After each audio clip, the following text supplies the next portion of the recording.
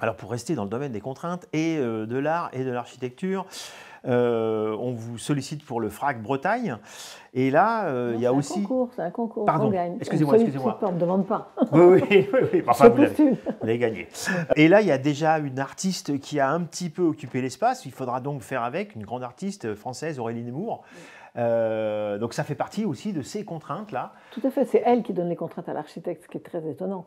C'est qu'elle dit qu'elle ne veut pas que son bâtiment soit éclairé, son œuvre soit éclairée à partir du bâtiment, et elle veut que la façade soit silencieuse. Donc j'ai proposé un monolithe noir pour être le plus silencieux possible, avec 3 matières de noir, du béton noir, du métal noir et du verre noir, et qui se réfère à son œuvre en prenant juste sa hauteur et coupant la façade à la hauteur de ces pierres. Et à l'intérieur, donc c'est un monolithe noir qui fait que lorsqu'on rentre dedans, c'est totalement lumineux parce que la lumière arrive par en haut, depuis la verrière au toit, dans le toit, et que ça redescend jusque dans les réserves en dessous. Donc c'est 30 mètres de hauteur de lumière qui viennent pointer vers le soleil couchant, une partie du soleil couchant à certains moments de l'année à l'ouest, et qui fabrique de cet espace qui est très étroit, parce que c'est un endroit très très contraint, très étroit et très long, un espace de circulation particulier. Et puis, vous avez pas mal travaillé à Lyon, je crois, construit à Lyon.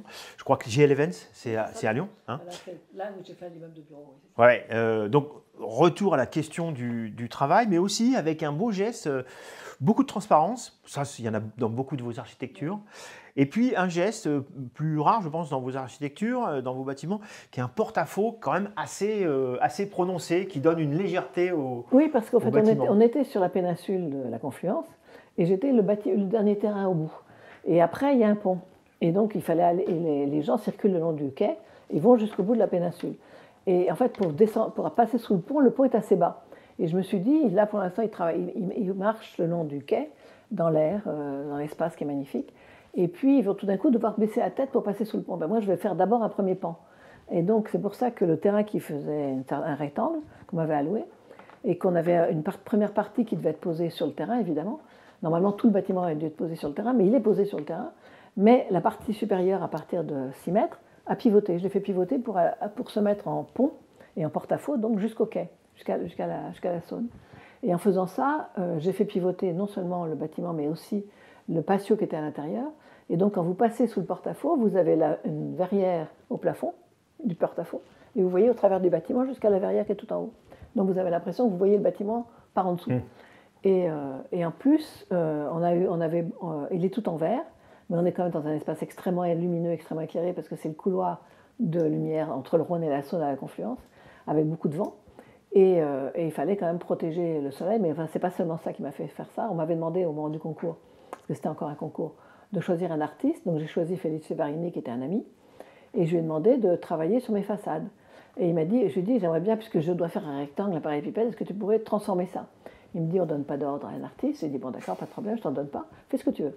Mais transformez-moi ça. Et donc il est revenu en me disant, l'architecture est arrogante parce qu'elle efface le paysage qui existait auparavant. Moi, je vais ramener le paysage sur l'architecture.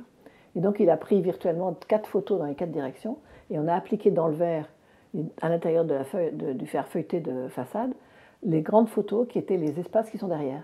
Donc le paysage de derrière est restitué sur chacune des façades. Ouais, ça selon totalement pérenne. Et ça sert à faire du filtre en même temps à la lumière. Et c'est intéressant parce que c'est justement un des artistes qui travaille énormément avec le point de vue en architecture. Oui, absolument. Alors j'ai noté, hein, moi j'ai travaillé aussi avec mes yeux en regardant votre travail, une architecture que je trouve intéressante qui est le Geopark Museum. Où vous mettez en avant, c'est un peu, il me semble-t-il, l'idée maîtresse, les courbes de niveau. Un architecte a l'habitude de travailler avec des plans, quelle que soit leur forme, avec des courbes de niveau. Là, finalement, vous les créez, vous les épousez, vous les créez, vous les mettez en avant. Ah ouais. Oui, parce qu'en fait, ce Geopark Museum, c'est l'endroit où ils ont découvert les os de l'homme de Nankin. Donc, un vieil ancêtre. Et donc, je suis allée visiter le site, qui était très, très grand. Et j'ai vu les grottes dans lesquelles ils ont trouvé les os. Donc ça veut dire qu'on marchait dans les endroits où l'homme de Nankin, il y a très très très longtemps, avait marché. Ce qui est assez émouvant. Et comme on avait le droit de se mettre à peu près où on voulait, je me suis dit, mais moi je vais m'accrocher à la montagne dans laquelle il était, parce que le musée c'est pour lui, et je vais restituer dans le musée d'où il vient. Donc je me suis accrochée, j'ai regardé d'abord les courbes de niveau, je les ai manipulées, et ensuite je les ai restituées dans un bâtiment, et j'ai refait passer le paysage par-dessus le bâtiment. Ce qui fait qu'il y a une interaction totale entre le paysage, le monument et finalement l'homme de Nankin. Et c'est vrai que ces courbes de niveau, quand on les voit en plan, elles ont déjà une certaine beauté. Hein. Ah oui, on comprend justement que vous ayez choisi ces... Mais en fait, ça m'intéresse de plus en plus de travailler sur ces choses-là, parce que j'avais déjà fait ça avant, pour un projet qui, je ne sais pas si c'est dans le site, qui était un concours que j'avais gagné pour le pavillon de l'exposition internationale de 2004 à Paris, qui se faisait sur une colline dans le parc d'Aubervilliers, Aubervilliers, oui, je crois. C'est comme ça que ça s'appelle. Et donc, on m'avait demandé de faire... Donc, j'avais pris une boîte que j'avais fait rentrer dans la colline en déformant les courbes de niveau. Ça m'avait permis de restituer derrière des courbes avec des toiles pour pouvoir absorber les espaces qu'il fallait faire. Donc, c'était un truc où j'aimais bien manipuler, transformer et compresser les courbes de niveau pour les redétendre derrière. Ok. Et alors, autre collaboration avec un architecte, Antti Lovag, que j'avoue, j'ai découvert grâce à... Vous ne connaissiez pas. Non, je ne connaissais pas. Vous connaissiez peut-être les maisons bulles avant, non? J'en avais une lointaine idée. Donc, je m'y suis plongé et j'ai découvert cette architecture avec ses particularités formelles et couleurs d'ailleurs. À Tréoux-sur-Mer. Donc là, ce n'est pas un concours. Hein. Non. Là, on vous sollicite pour investir l'intérieur de ces maisons d'Antti Lovag avec une architecture déjà très organique. Et finalement, vous, me semble-t-il, aller dans ce sens, à déposer ici et là quelques objets, en rajoutant aussi des couleurs. En fait, j'ai tout rénové la maison à l'intérieur. J'ai tout transformé, enfin pas transformé complètement, parce que j'ai gardé les mobiliers qui étaient présents, parce que ces architectures en bulle sont des architectures dans lesquelles le mobilier fait partie intégrante de l'architecture. Donc il y a souvent des choses qui sont accrochées au mur, qui partent des murs, etc. Donc on ne peut pas y toucher ou qui partent des sols. Donc ça, on n'y touche pas. Mais par contre, il fallait le rénover complètement, donc j'ai travaillé sur des couleurs. Et comme la maison avait été construite entre les années 65 et 75, c'était vraiment la période pop, et comme il y avait déjà des couleurs à l'intérieur qui restaient et qui étaient un peu pop, justement, je me suis dit, on va jouer à fond la couleur du pop art.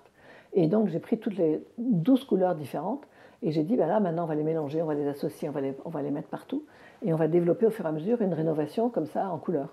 Et en même temps, il y avait des endroits où il y avait encore de la construction, de l'aménagement à faire. Il y avait des salles de bain qui n'existaient pas. Il a fallu que je les fasse. Voilà. Et tout ça, ça a fabriqué un objet qui est une symbiose, si je puis dire, entre le travail d'Antti Lovag et le mien. Mais je connaissais, moi, déjà l'architecture. Je connaissais Antti Lovag, je l'avais déjà rencontré. Et il a fait 3 maisons, en fait, dans le sud de la France. Il a fait une au-dessus de Nice et 2 au-dessus de Cannes. Et j'ai fait une de celles au-dessus de Cannes. Toujours dans l'organique, encore dans la lumière, il y a un objet que j'ai trouvé très très beau et que vous multipliez, comme vous l'avez fait aussi avec les javelots, référence au minéral, c'est le Moonlight Stone, que je trouve un geste très, très pur. D'ailleurs, c'est pour la Corée, ouais. C'est peut-être pas tout à fait neutre. Non, j'ai juste fait un caillou. Ouais. Mais en fait, si vous regardez attentivement, la niche pour le chien, c'est quasiment le même volume, ou celle pour les souris. En fait, c'est une forme un peu trilobée, comme ça, un peu ronde, que j'ai mis au point un jour et que j'ai commencé à développer pour plein de choses. Et donc, effectivement, cette lampe pour laquelle j'avais été appelée pour un biennale d'art en Corée, il avait appelé 15 designers, et donc j'ai fait quelque chose qui est à la fois réfléchissant sur le dessus, et la lumière est par en dessous, et c'est un objet que vous pouvez poser où vous voulez, mais qui est une pierre, effectivement, qui est lumineuse. Et qui marche encore mieux quand il y en a plusieurs. Absolument.